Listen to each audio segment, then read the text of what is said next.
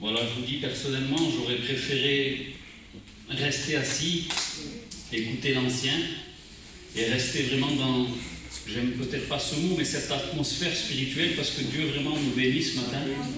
Et je suis béni de la part de Dieu, et c'est avec beaucoup de joie que je suis au milieu de vous, et en même temps beaucoup de crainte. Vous voulez qu'on prie? Je vais demander à l'ancien qui prie pour moi, qui prie pour vous aussi. Que Dieu soit béni.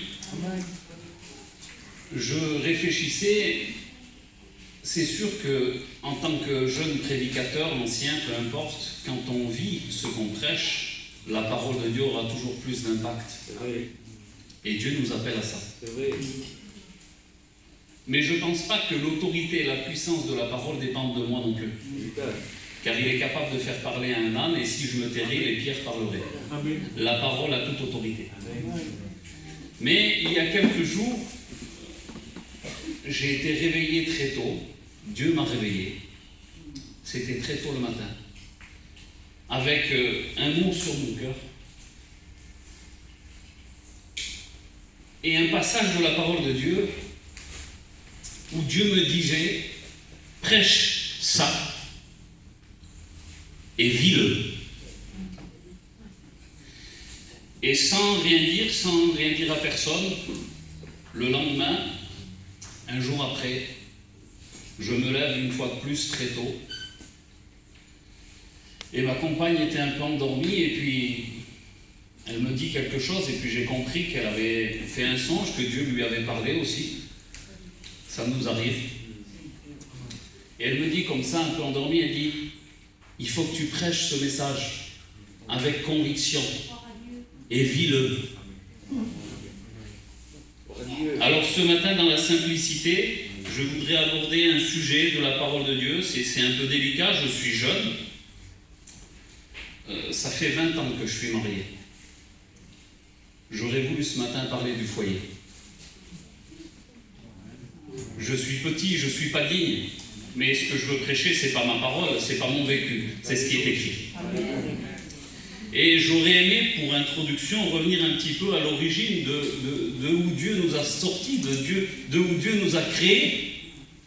Et quand on prend au commencement, à l'origine de la création, je lisais un passage de la parole de Dieu en prenant une autre version. J'aime prendre souvent d'autres versions. Et ce texte m'a interpellé. On sait qu'on a été tiré, formé de la poussière de la terre, et qu'on est poussière et qu'on retournera à la poussière, c'est une certitude. Et quand je lisais le passage de la création dans le livre de la Genèse, il y a deux explications, il y a deux étapes, on dirait un petit peu une première où il nous décrit les 6 jours, puis le 7e jour du repos, puis ensuite il enclenche le pas sur une autre façon, une autre manière de nous l'apporter. Il dit comme ça, chapitre 2, verset 4, « Voici les origines des cieux et de la terre quand ils furent créés. » Il dit, « Lorsque l'Éternel Dieu fit la terre et les cieux, aucun arbuste des champs n'habitait encore sur terre, et aucune herbe des champs ne germait encore. » Et ce texte m'a interpellé, il dit, « Car l'Éternel Dieu n'avait pas fait pleuvoir sur la terre, et il n'y avait pas d'homme pour cultiver le sol. Mais une vapeur s'éleva de la terre et arrosa toute la surface du sol. » Et dans une autre version, il dit, « Mais une source montait de la terre et irriguait toute la surface du sol. Alors, le Seigneur modela l'homme avec la poussière tirée du sol. » Et quand j'ai lu ce passage-là, ça m'a interpellé parce qu'on sait qu'on a été tiré de la poussière. Mais réellement, dans ma faible compréhension, j'imagine, je dis, je prends de la poussière, je ne peux pas la former, je ne peux pas la modeler, la poussière reste de la poussière. Et on voit un petit peu qui dit qu'à ce moment-là, l'Éternel n'avait pas encore fait pleuvoir sur la surface de la terre. Et quelque temps avant, vous voyez les 6 jours de la création et le 7e, le jour du repos. Donc tout avait été créé, mais rien n'était encore visible. Il y a quelque temps, ils ont retrouvé dans des sarcophages d'Égypte des graines de semences qui datent de plus de 2000 ans. Et ils les ont plantées. Et elles ont donné un grain riche, une semence fertile, vraiment forte. Donc, quand quelque chose reçoit la vie en lui-même, en elle-même, cette semence, le temps ne compte pas. Du moment qu'elle est plantée, à un moment donné, parce qu'elle a la vie en elle-même, alors elle va surgir et jaillir. Et la Bible dit que Dieu avait tout créé, mais apparemment, par rapport à ce que je lis, rien n'était encore visible. Et la Bible dit que l'Éternel n'avait pas fait pleuvoir, il fallait de l'eau. Mais la terre avait en elle-même toute la semence pour donner cette vie, parce qu'elle avait reçu par ordre de la parole de Dieu. Et il dit comme ça, mais une source montait de la terre et irriguait la surface du sol. Donc, dans ma réflexion, je me suis dit, à partir du moment où cette poussière était sèche et en poudre, du moment qu'elle est irriguée et qu'une vapeur vient sur la terre, alors elle a commencé à être un petit peu plus humide. Et à partir de ce moment-là, verset 7, alors le Seigneur modela l'homme avec la poussière du sol. Et Dieu me faisait comprendre quelque chose, c'est que la poussière, ça représente un petit peu notre nature pécheresse, notre nature charnelle, l'homme sans Dieu. Mais au contact de la parole de Dieu, au contact de l'eau, Dieu va pouvoir nous modeler, nous façonner. S'il n'y a pas de contact avec la parole, on va rester sec. Et Dieu ne pourra pas nous façonner. C'est pour ça qu'il dit à Nicodème, il faut que vous naissiez d'eau et d'esprit. Et là, il vient la deuxième étape. Puis l'Éternel Dieu souffla dans l'homme un souffle de vie, et il devint une âme vivante, l'eau et l'esprit. Et à partir de ce moment-là, on voit comment Dieu nous a créés. Et le but pour lequel il nous a créés dit, l'Éternel Dieu planta un jardin en Éden du côté de l'Orient, et il y mit l'homme qu'il avait formé. Dieu nous a voulu à un endroit. L'Éternel Dieu prit l'homme et le plaça dans un jardin pour le cultiver et le garder. Voilà le but pour lequel Dieu nous avait mis dans cet endroit. Pour cultiver et garder l'endroit dans lequel il nous avait placés. Et l'Éternel Dieu donna un ordre à l'homme. Et de suite, on voit que l'homme n'est pas fait pour commander. Il n'est pas Dieu.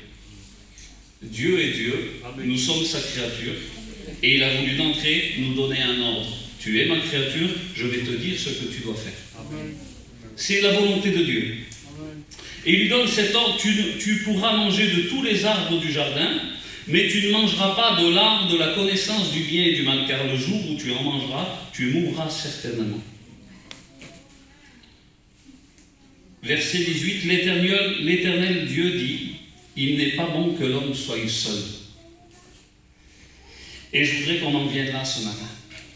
Frères, on n'est pas fait pour être seul. Dieu n'a pas voulu dans son plan divin que l'homme vive seul. Et il dit comme ça, je lui ferai une aide, on a besoin d'aide. Amen. J'ai besoin d'aide, tu as besoin d'aide, on a besoin d'aide parce que c'est la volonté de Dieu. Il nous a créés ainsi. Il n'est pas bon que l'homme soit seul, je lui ferai une aide. Il dit comme ça, semblable à lui. Et dans une autre version, il dit face à lui. Parce qu'une aide, ce n'est pas toujours quelqu'un qui est d'accord avec nous. Des fois, il y a de l'opposition. Il y a une pensée contraire. Et la pensée contraire va nous permettre de ne pas rester enfermés dans nos propres pensées. Et ça va nous aider à grandir. Ça va nous aider à voir un petit peu plus loin. Alors une aide qui sera semblable à moi, mais en même temps face à moi, pour m'amener des fois peut-être des pensées qui ne sont pas toujours comme moi je pense. Et ce contraire-là va nous aider à grandir. Dans le plan et la volonté de Dieu toujours. Et c'est là-dessus que je voudrais qu'on parle ce matin. Dieu a donné un ordre à l'homme. Il lui a dit qu'il n'est pas bon que l'homme soit seul, je lui ferai une aide semblable à lui, face à lui. Et il dit comme ça, l'Éternel Dieu forma de la terre tous les animaux. Et il dit ensuite, alors l'Éternel fit tomber un profond sommeil sur l'homme qui s'endormit. Il prit une de ses côtes, referma sa chair à la place. Dieu forma une femme de la côte qu'il avait prise de l'homme et il l'amena vers l'homme. Amen. Et quand on voit comment Dieu a créé toutes choses, c'est pas moi qui le dis, c'est la Bible qui le dit. On se souvient que l'homme a été tiré de la poussière, contact avec l'eau, souffle de Dieu, souffle du Dieu vivant, l'homme devient une âme vivante, et puis il le plaça dans un jardin, il lui donna un ordre alors que la femme n'a pas encore été créée, l'ordre c'est l'homme qui l'a reçu, Et puis, à ce moment donné-là, il se rend compte qu'il n'est pas bon que l'homme soit seul. Il va lui faire une aide semblable à lui et face à lui. Il prend une côte du côté de l'homme, il referme la chair à sa place et il façonne et il forme la femme et il la présente à l'homme. Et l'homme dit, voici cette fois celle qui est os de mes os, chair de ma chair, et on l'appellera femme parce qu'elle a été prise de l'homme. C'est pourquoi l'homme quittera son père et sa mère et s'attachera à sa femme et ils deviendront une seule chair. Avec Dieu, 1 plus 1, le but, c'est que ça fasse 1. Alléluia. Et quand on voit cette image, la façon dont on va dire, excusez-moi le mot, mais charnellement Dieu a créé la femme, il l'a tirée de la côte de l'homme. Je vais sauter volontairement à un passage qui se trouve dans l'évangile de Jean, chapitre 19. Et on va brosser vite fait parce que c'est pour nous donner une image. On se souvient de ce passage où Christ est sur la croix. Et puis il est en train de mourir sur la croix. Et puis il y avait la Pâque qui devait être fêtée. Alors les Juifs, ils envoient les soldats. Et les Romains envoient les soldats pour qu'ils puissent briser les jambes, pour que ce jour, ce moment soit hâté. Et puis quand ils arrivent devant Jésus, un des soldats lui perça le côté avec une lance, et aussitôt il sortit du sang et de l'eau. Et si on a vu l'image un petit peu de la création de la femme en ce qui concerne Adam, à partir de ce moment-là, quand Christ est sur la croix, que son côté est transpercé, il sort du sang et de l'eau, et on a l'image, on a la symbolique, on a la réalité de ce que c'est la naissance de l'Église, de ce qui va nous rendre possibilité à chacun de nous, qui sont membres à part entière, de pouvoir faire partie d'un corps qu'on appelle l'Église. Et si on a l'image charnelle, on a l'image du départ, et on a l'image spirituelle de la naissance de l'Église. De cette Église qui va naître du côté de Jésus. Comme la femme Ève est née du côté d'Adam, l'Église est née du côté de Jésus.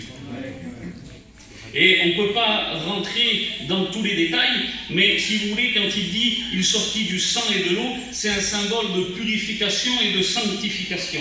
Si par l'offense d'un seul, tous sont morts, par la désobéissance d'un seul, tous sont morts, c'est-à-dire Adam, à cause de sa désobéissance, tous nous sommes rentrés dans un état de péché, un état pécheur.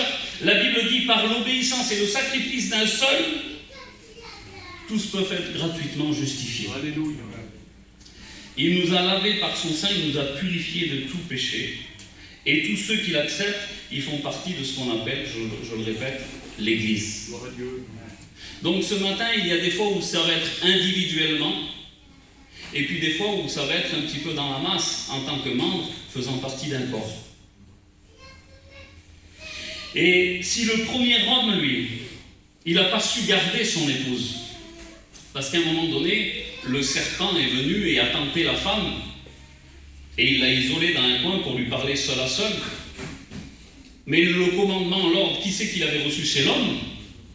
Il aurait dû garder son épouse par amour pour elle. Il aurait dû la prévenir, l'avertir, la prévenir du danger, la garder, lui parler, avoir une communion, avoir un contact, avoir un dialogue avec elle. Mais il n'a pas su la garder. Il n'a pas su. Et l'humanité aujourd'hui, voilà pourquoi souffrance, peine, fracas, angoisse, maladie, ce que vous voulez, c'est à cause de ça. Mais si le premier Adam n'a pas su, le second Adam, Jésus, l'homme spirituel, lui, il veut garder son Église. Alléluia. Il veut en prendre soin. Amen. Il veut l'avertir. Il veut la protéger. Et il veut l'aimer. Et ce matin, au travers des cantiques, on a pu ressentir tout l'amour de Dieu. Et comme il disait le frère, quand on ressent tout l'amour de Dieu, vous savez qu'est-ce que ça nous pousse? Ça nous pousse à l'aimer. Alléluia. Et Jésus veut prendre soin de son Église pour qu'elle reste sans tache ni ride jusqu'au jour du mariage. Amen. Et chacun de nous, on fait partie donc de ce qu'on appelle l'Église. Et on va lire ensemble dans l'épître aux Éphésiens. C'est un épître que j'affectionne particulièrement, il est très très riche. Et il y a une des plus belles exhortations pour la marche du chrétien. pour la marche du croyant, que ce soit pour l'homme, pour la femme, que ce soit pour les enfants. C'est la marche du chrétien. Et la marche de l'homme spirituel créé selon Dieu. Et on va lire ensemble dans Éphésiens 5, verset 22. On va lire le verset préféré de tous les hommes. Vous voulez le lire? Vous voulez qu'on le lise ensemble? Le verset préféré des frères. On le lit? Femme, que chacune soit soumise à son mari. Amen. Normalement, on l'aime bien celui-là. Mais juste avant, il précise quelque chose. C'est juste avant. Et on connaît aussi ce verset. Ne vous enivrez pas de vin, c'est de la débauche. Soyez au contraire remplis de l'esprit. Entretenez-vous par des psaumes, des hymnes, par des cantiques spirituels, chantant et célébrant de tout votre cœur des louanges du Seigneur. Rendez continuellement grâce à Dieu le Père pour toutes choses, au nom de notre Seigneur Jésus-Christ, vous soumettant les uns aux autres dans la crainte de Christ. Amen. Et il répète et il insiste, vous soumettant les uns les autres. Donc en ce qui concerne la soumission, je voudrais vous dire, sœurs, c'est pas que pour vous, c'est pour tout le monde. On est tous appelés à être soumis. Je suis soumis aux anciens. Il y en a qui sont soumis aux responsables de zone. Puis il y a toujours quelqu'un qui a un patron, il est soumis à l'autorité de son patron. On est soumis aux autorités. Il y a toujours un moment donné, on est toujours soumis à quelqu'un. Donc la soumission, parce que Dieu a voulu qu'il y ait un ordre, une hiérarchie établie, pour que tout se passe plus ou moins bien, selon ce qu'il voulait au départ, il y a une hiérarchie, on est tous appelés à être soumis. Mais il précise quelque chose. Il dit, femmes, soyez soumises à vos maris. Mais comme Dieu est bon et que la parole de Dieu est équilibrée, si la femme reçoit un ordre qui vient de Dieu, l'homme aussi reçoit un ordre. Et Dieu me rappelait l'ordre qu'il m'a donné et que j'ai reçu. Vous voulez qu'on se le rappelle ensemble tous ce matin? Marie, que chacun aime sa femme. C'est l'ordre qu'on a reçu. C'est l'ordre que j'ai reçu. S'il y a un ordre pour la femme, il y a un ordre pour l'homme. Dieu dit que la femme soit soumise. Femmes, soyez soumises. Mari, aimez vos femmes. Je sais que c'est des textes un peu délicats, mais je l'ai reçu comme ça. Comment vous voulez que je fasse? C'est ce qu'on est appelé à faire. Et on ne pourra jamais aimer au même niveau que Christ nous a aimés. Mais on pourra aimer de la même manière. Jésus, il n'a pas cherché la beauté quand il nous a aimés. Vous savez pourquoi? Parce qu'il nous a aimés alors qu'on ne l'aimait pas. Il nous a aimés alors qu'on ne l'aimait pas et qu'on était encore dans la boue du péché et qu'on était encore pécheurs. Parce que la Bible va un petit peu plus loin, c'est pas que ces deux versets. Il dit, femme, que chacune soit soumise à son mari comme au Seigneur. Et il dit plus loin, mari, que chacun aime sa femme. Et il nous dit comment il faut qu'on fasse, les frères. Mais comment faire pour l'aimer selon ce qu'il te plaît à toi, Dieu? Eh bien, il dit, comme Christ a aimé l'Église. Voilà de la manière dont Dieu m'appelle à aimer ma compagne, de la même manière de ce que Christ aime l'Église. Et quand je vois, en me mettant membre du corps qu'on appelle l'Église, la patience qu'il a envers moi, toutes les fois où il me pardonne, toutes les fois où il m'avertit, toutes les fois où il me reprend, toutes les fois où il me tend la main et dit, allez viens, c'est pas grave, on recommence, allez viens, fortifie-toi, prends courage, allez, lève-toi, encourage, bénis, sois une source de bénédiction. Quand je vois la patience qu'il a avec moi, et qu'il me dit à moi d'aimer ma femme de la même manière de ce que lui, il m'a aimé, je crois qu'il n'y a pas meilleur exemple. Et ça me remet à ma place. Et quand il dit, femmes, soyez soumises à vos maris, je comprends quelque chose, c'est que c'est pas à moi à la faire, à ce qu'elle se soumette. La Bible dit que c'est un ordre qu'elle reçoit de Dieu et que c'est elle-même qui doit se soumettre volontairement pour plaire à Dieu. Je ne peux pas l'obliger à se soumettre. Soumets-toi, ça ne marchera pas. Parce que l'ordre, c'est Dieu qui le donne. Et il faut que la femme soit soumise d'elle-même. Mais si elle a sa part et son rôle à faire parce que ça vient de Dieu, pour plaire à Dieu, pour être agréable à Dieu, j'ai ma part à moi aussi. Et Dieu me dit, toi, homme, aime-la, aime ta femme. Et il précise que chacun aime sa femme. Il ne dit pas qu'il aime les femmes, il dit qu'il aime sa femme.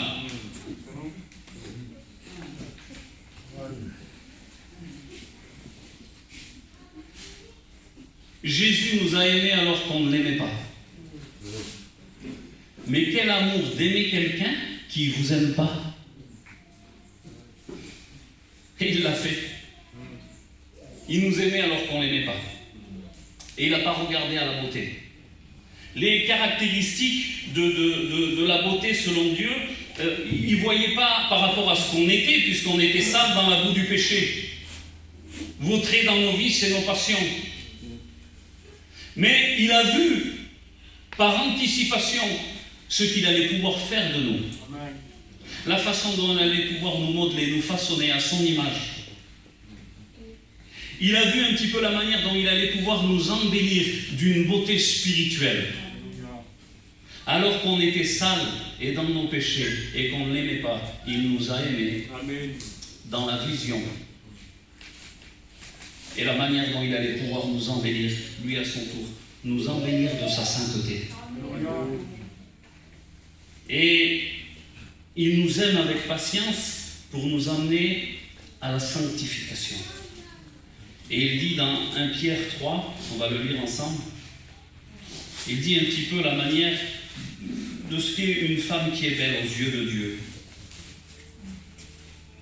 Ayez non cette parure extérieure qui consiste dans les cheveux tressés et les ornements d'or ou les habits qu'on revêt. Mais la parure intérieure est cachée dans le cœur pur, la pureté incorruptible, d'un esprit doux et paisible, qui est d'un grand prix devant Dieu. Voilà ce que Dieu veut pour son Église. Et voilà ce que Dieu veut pour vous, sœurs. À Aubenas, il y a un dicton qui dit souvent, c'est que la beauté, ça ne se mange pas en salade. Et Dieu n'a pas regardé à notre beauté charnelle extérieure. Il a voulu faire de nous une beauté spirituelle, que son Église soit belle. Mais non pas qu'elle brille de l'extérieur, des beaux bâtiments, une belle apparence, du tape à l'œil. Une beauté cachée, une pureté intérieure, un caractère doux et paisible. C'est ce que Dieu a voulu. Et Adam, lui, il a fauté, il n'a pas su conserver la parole au sein du foyer. Il n'a pas su conserver le dialogue au sein du foyer. Il n'a pas su aimer sa femme. Et Jésus, lui, si vous voulez, ne veut pas, il veut conserver sa femme et son église, son épouse, sa fiancée pure pour le jour du mariage. Il veut l'aider, il veut l'encourager, il veut lui donner selon ses besoins charnels et spirituels, parce que des fois on a besoin, donc il faut bien demander.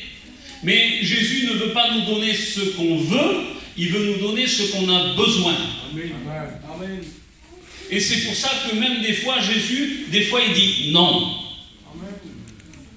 À un moment donné, l'apôtre Paul, il demande quelque chose. Et il prie par 3 fois.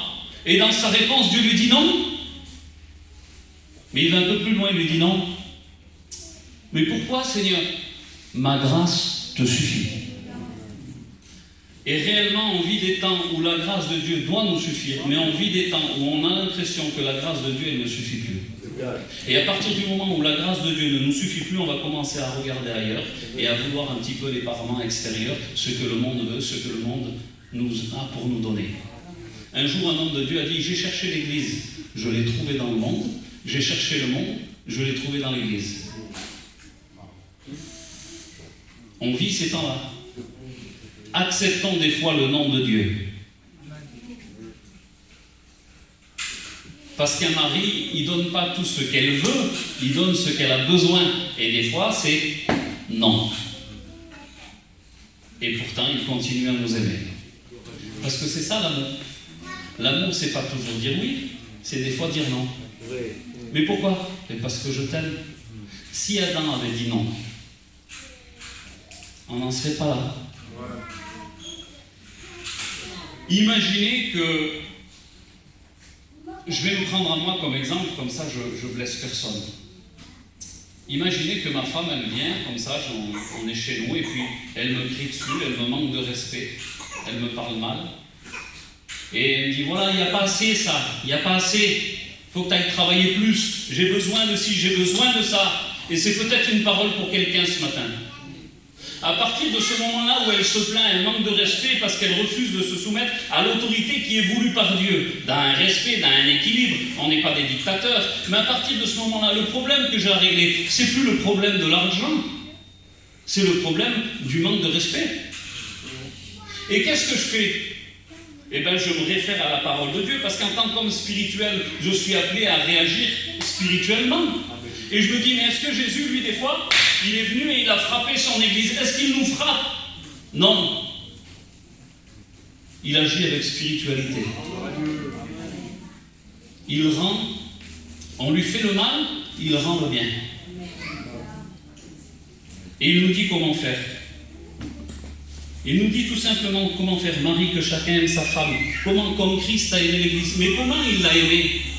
Comment est-ce que Christ a aimé l'Église? La Bible dit qu'il s'est livré pour elle. Et là, Dieu me fait comprendre quelque chose. Si je veux aimer ma femme, je dois me livrer aussi pour elle. Et c'est une réalité pour nos frères. Mais dans quel but je dois me livrer? Afin de la sanctifier, en la purifiant et en la lavant par l'eau de la parole. Non, viens voir. Dolores, viens voir. Regarde ce qui est écrit là. Viens.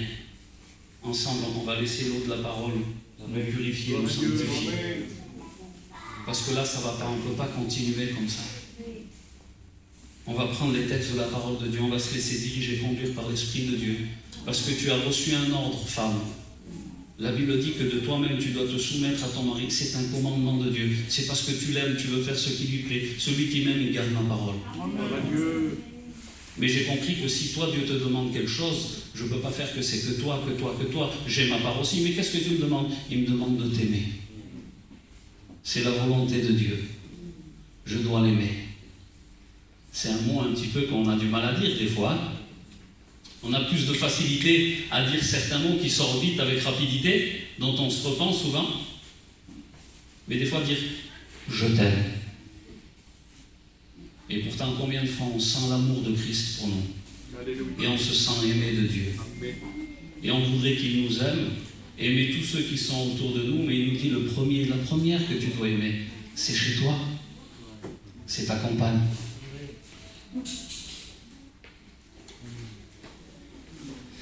L'homme reçoit un ordre, la femme reçoit le sien. Et quand des fois il y a des complications, il nous dit comment il faut faire pour aimer. Dieu me l'a fait comprendre. Il faut que tu te livres. Livre-toi pour elle. Mais jusqu'à où et dans quel but? Afin de la sanctifier. Afin de la sanctifier. Et la sanctification, c'est le fruit et le résultat de la grâce de Dieu en nous.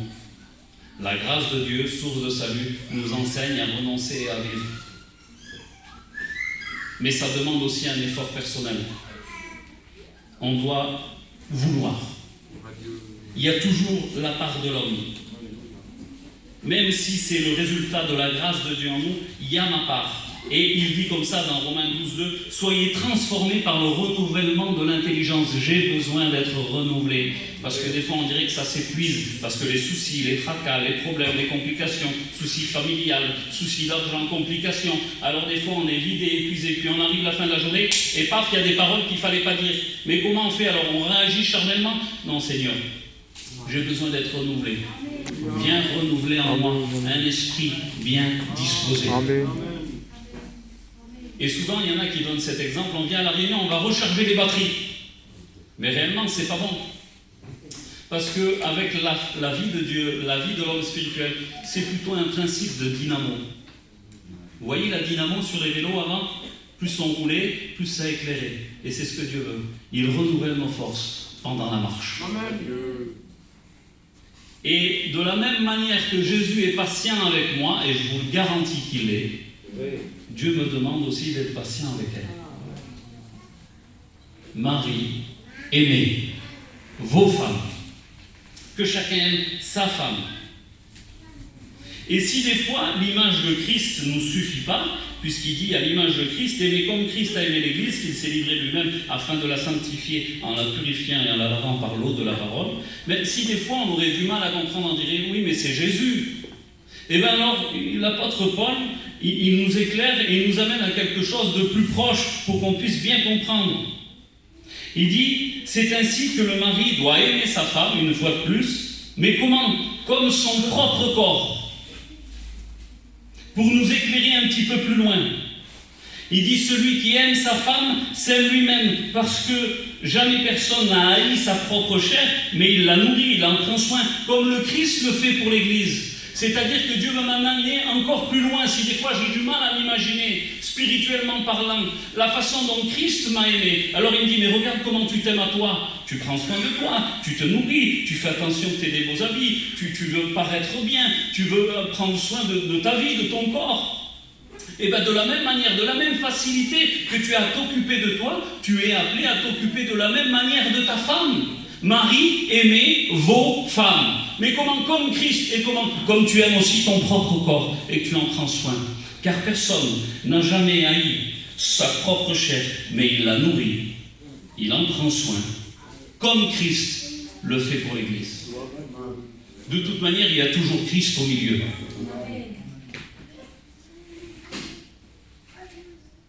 Et là, je comprends que des fois, je m'aime beaucoup au point que je me fais passer moi avant, le premier. Et Dieu me dit, attention, de la même manière que tu t'aimes à toi, tu dois aussi l'aimer. C'est un commandement de Dieu. Parce que ce que je vous dis, ce n'est pas un avis, une opinion. C'est un commandement que Dieu nous a donné. Et je m'imagine ça, je dis, si dans le foyer, je suis quelqu'un qui fait que râler, et toute la journée, je me plains. Ça va? Ah, ça va pas. Et toute la journée, automatiquement, à un moment donné, je sais qu'elle va râler elle aussi. Et si c'est l'inverse, si c'est elle fait toujours que râler, ça va, non, ça va pas. Automatiquement, à un moment donné, ça va me toucher à moi aussi. Donc il faut que Dieu m'éclaire. Et il le fait ce matin par sa parole. Et il va un petit peu plus loin, il dit quelque chose qui est merveilleux, et on l'a retrouvé au tout départ quand il a créé Adam et Ève. Il le dit une fois de plus. C'est pourquoi l'homme quittera son père et sa mère, et il s'attachera à sa femme, et les deux deviendront une seule chair. Et il dit, ce mystère est grand. Il quittera son père, il quittera sa mère, il s'attachera à ses enfants. Non. Je ne dois pas être attaché à mes enfants. Bien que je dois les aimer, vous comprenez le sens. Mais le but de ce que Dieu veut qu'il quitte son père et sa mère, c'est pas pour s'attacher à ses parents.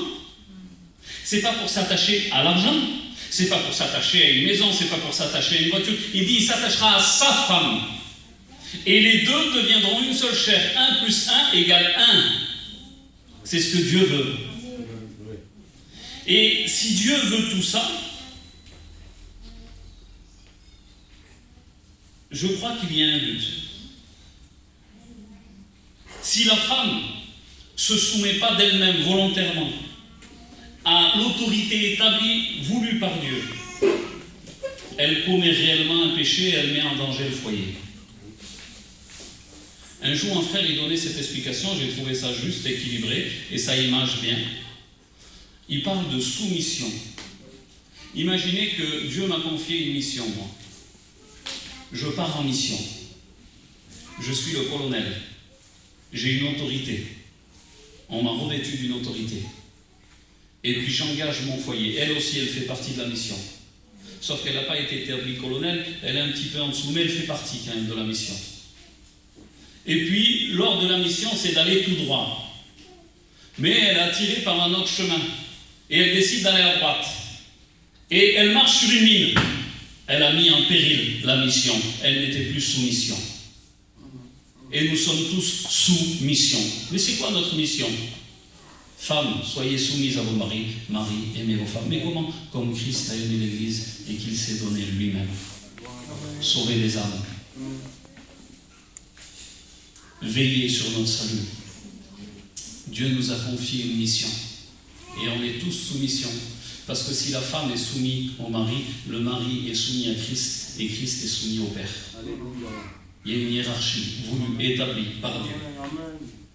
Et si Dieu veut véritablement que l'image du foyer, et c'est le cœur, c'est la moelle épinière du mot de Dieu ce matin.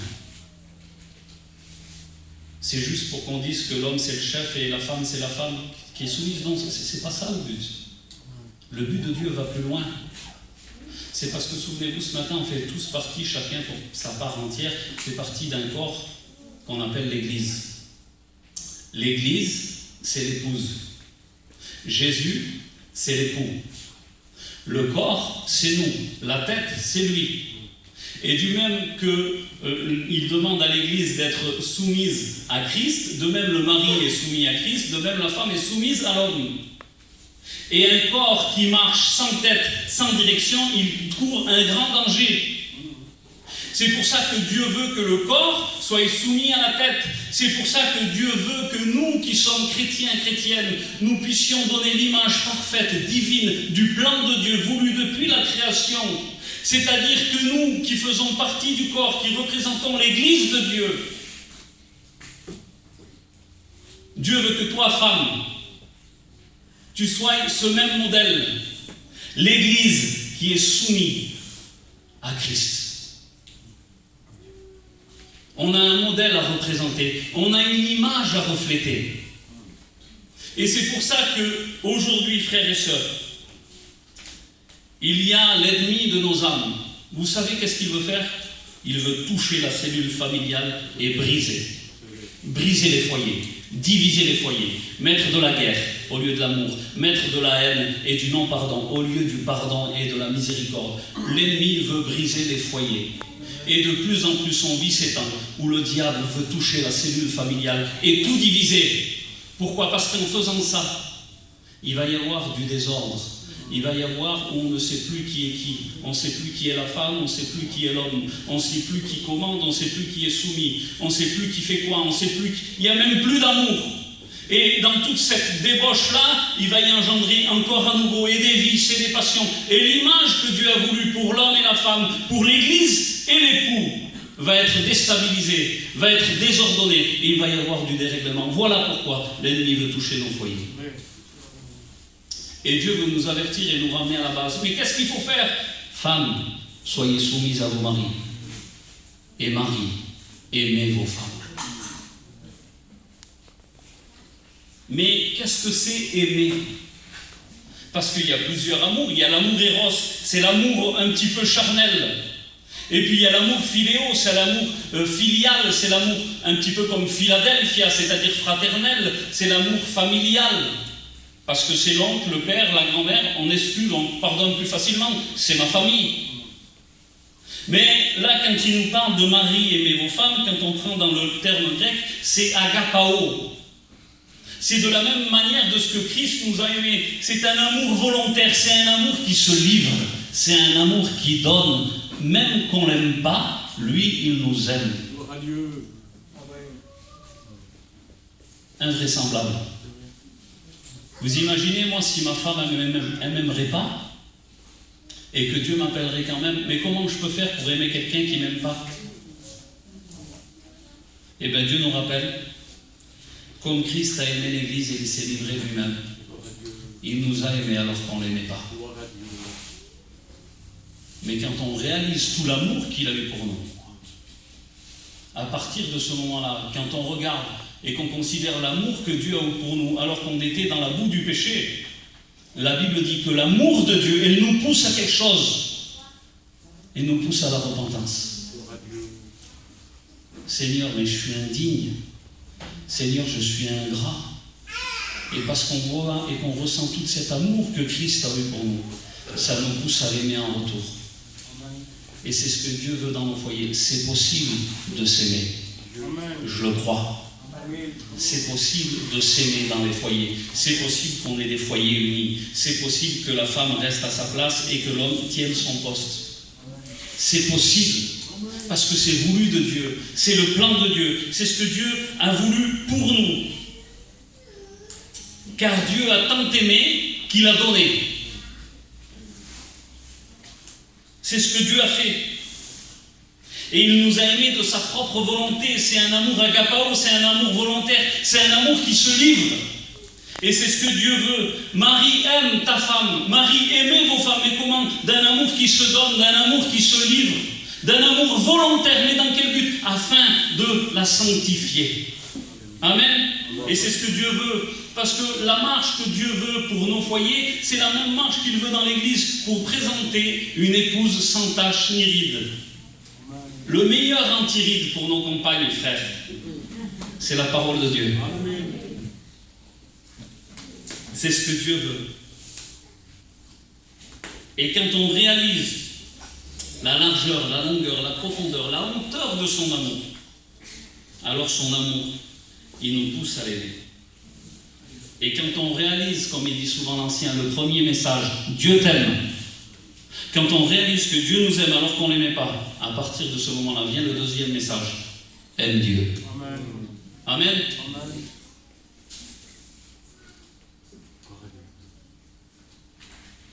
Et c'est pour ça que si une femme aime Dieu, elle se soumet volontairement à l'autorité du mari. Parce que celui qui m'aime, dit Dieu, il obéit.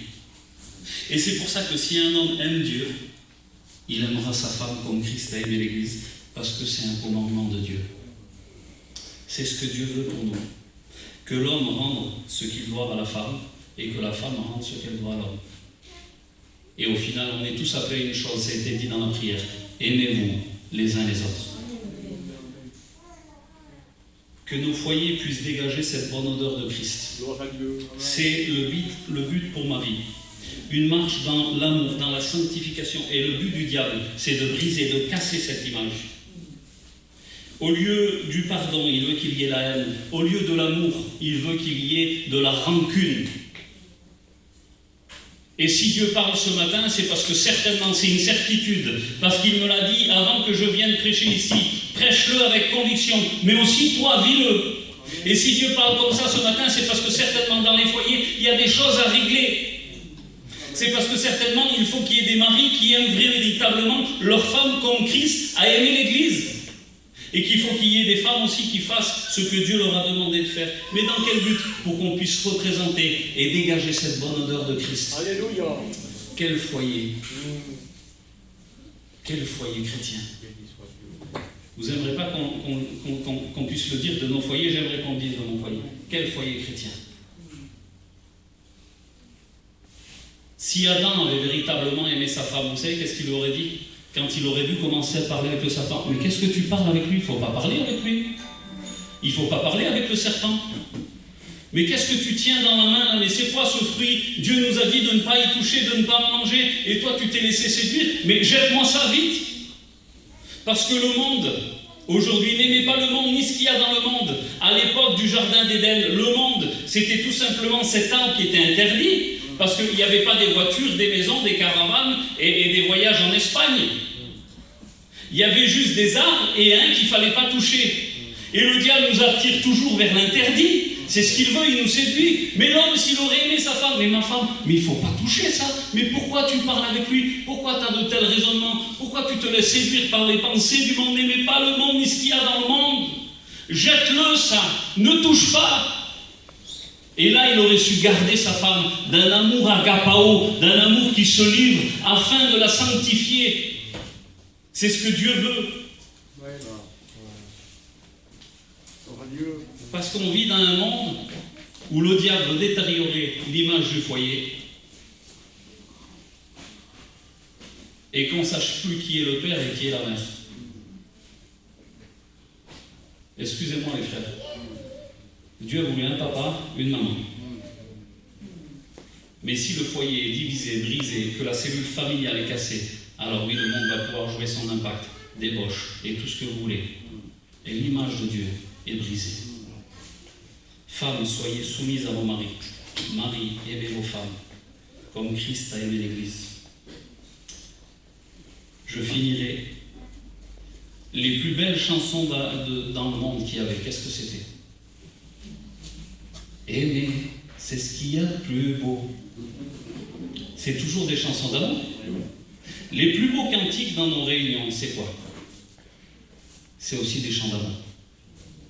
Mais à la différence, c'est que Dieu nous demande quelque chose. Vis-le. Alléluia.